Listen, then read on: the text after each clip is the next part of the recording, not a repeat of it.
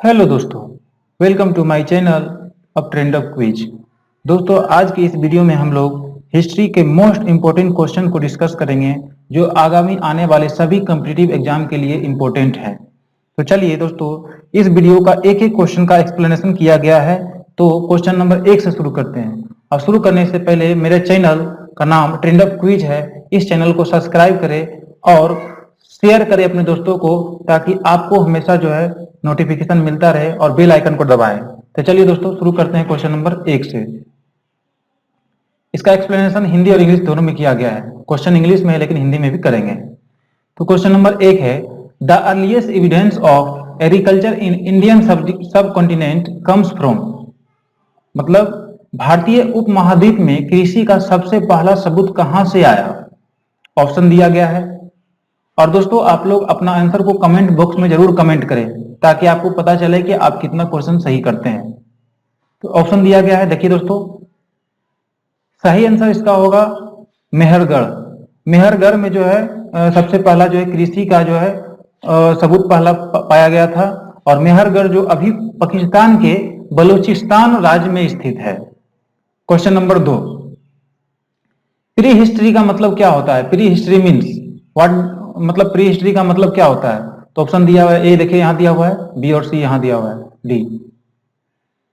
तो सही आंसर होगा ऑप्शन बी।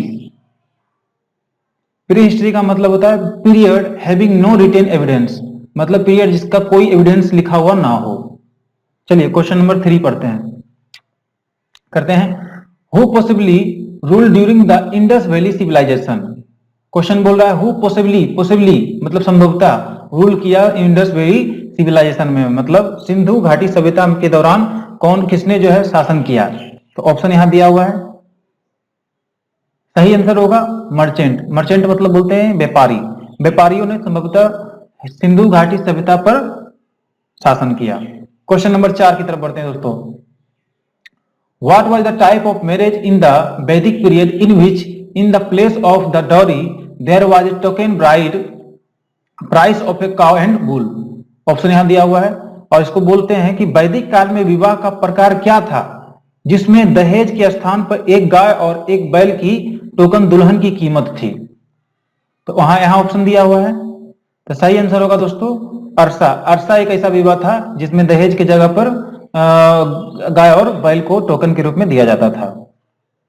चलिए दोस्तों, क्वेश्चन नंबर 5 की तरफ बढ़ते हैं। Takshashila was a famous site during. Takshashila जो है तक्षशिला किस दौरान प्रसिद्ध स्थल था, किसके दौरान। तो ऑप्शन दिया हुआ है। तो सही आंसर होगा मौर्य। मौर्य शासन के दौरान तक्षशिला जो है जो प्राचीन शहर था, अब के समय में उत्तर पश्चिमी पाकिस्तान में है तक्षशिला। और तक्षशिला को यूनेस्को ने 1980 में विश्व धरोहर स्थल को घोषित किया। 1980 में कितना दोस्तों, 1980 में यूनेस्को ने विश्व धरोहर के रूप में घोषित किया। और यह दुनिया के सबसे पुरानी विश्वविद्यालय के रूप में भी प्रसिद्ध है, तक्षशिला यूनिवर्सिटी। तो दोस्तों, ये जो फेमस रीडिंग साइट था वो मौर्य शासन के समय में था। Question number 6, who was the Greek ambassador in the court of Chandragupta Maurya. Chandragupta Maurya के समय में ग्रीक एम्बेसडर कौन था, मतलब यूनानी राजदूत कौन था। तो इसका सही आंसर होगा दोस्तों मेगास्थनीज। और मेगास्थनीज ने एक इंडिका पुस्तक नाम, एक इंडिका जो है बुक है, उसके उन्होंने लिखा, मेगास्थनीज ने इंडिका लिखा। चलिए क्वेश्चन नंबर 7 की तरफ बढ़ते हैं। हु कंस्ट्रक्टेड द 84,000 स्तूपा, मतलब 84,000 स्तूप का निर्माण किसने करवाया। तो इसका आंसर सभी को पता होगा कि इसका आंसर होगा अशोका। अशोका ने बौद्ध धर्म के 84वें महाविनाश स्तूपा का निर्माण करवाया। दोस्तों, चलिए क्वेश्चन नंबर 8 की तरफ बढ़ते हैं। और वीडियो अच्छा लगा हो तो लाइक और कमेंट जरूर कीजिए और सब्सक्राइब प्लीज कीजिएगा दोस्तों, ताकि आपको हमेशा नोटिफिकेशन आगे मिलते रहे। ठीक है, तो question number 8, Gandhara school of art develop during the time of. Gandhara जो स्कूल ऑफ आर्ट है किसके द्वारा किसके समय में विकसित हुआ। तो ऑप्शन यहां दिया हुआ है। इसका सही आंसर होगा कुषाण। कुषाण के समय में Gandhara school of art development जो है ये उसके समय में, यानी कुषाण के समय में डेवलप किया गया। चलिए क्वेश्चन नंबर 9 दोस्तों, द कुषाण रूल इन। कुषाणों का शासन कब तक था। तो था शासन, तो इसका सही आंसर होगा option A, first century AD, मतलब पहली ईसा पूर्व,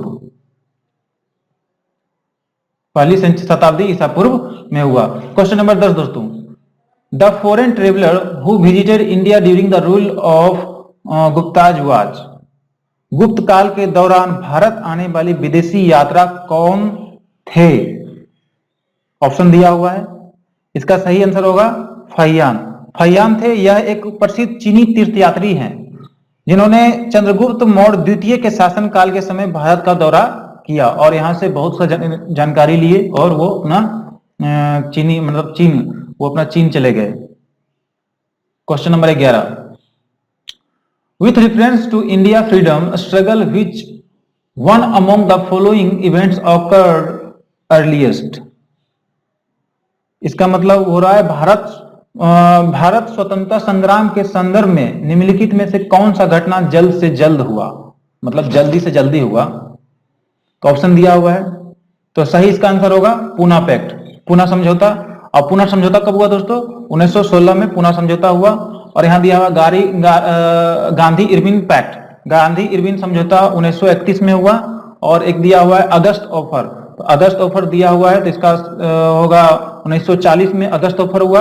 और क्रिप्स मिशन प्रपोजल 1942 में हुआ। तो एक बार फिर से बता देते हैं दोस्तों, इसका आंसर होगा लखनऊ पैक्ट, लेकिन आपको इन लोगों का इसका जो है ये इसभी बता रहे हैं। गांधी इरविन समझौता 1931 में, क्रिप्स मिशन प्रपोजल 1942 में, अगस्त ऑफर 1940 में। चलिए दोस्तों क्वेश्चन नंबर 12 की तरफ बढ़ते हैं।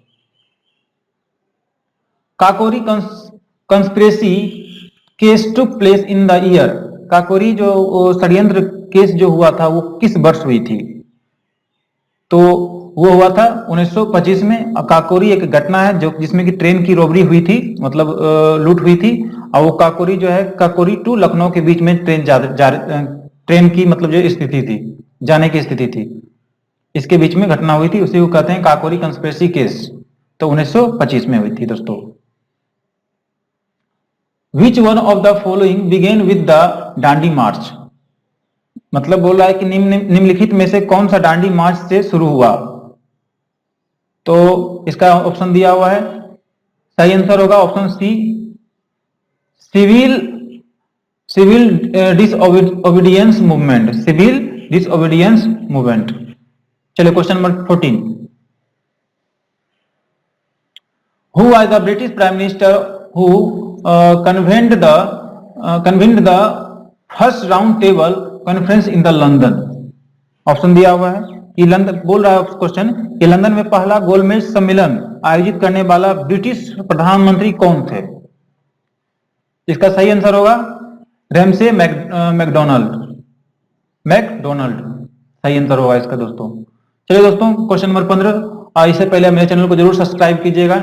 15 नंबर है, the diarchy which was introduced on 1919 in province was in the force till the year, मतलब 1919 में प्रांतों में शुरू की गई राजशाही वर्ष कब तक लागू थी? इसका सही आंसर होगा 1935। 1935 में दैध ब्रिटिश भारत के प्रांतों के लिए भारत सरकार अधिनियम 1919 द्वारा शुरू की गई दोहरी सरकार की एक प्रणाली है। यह वर्ष 1935 तक राजशाही लागू था। ये कब तक लागू था? तो 1935 तक लागू था। तो दोस्तों वीडियो अच्छा लगा हो तो आप लाइक, शेयर और कमेंट जरूर कीजिएगा और अपने दोस्तों को भी शेयर कीजिएगा। बहुत बहुत धन्यवाद दोस्तों।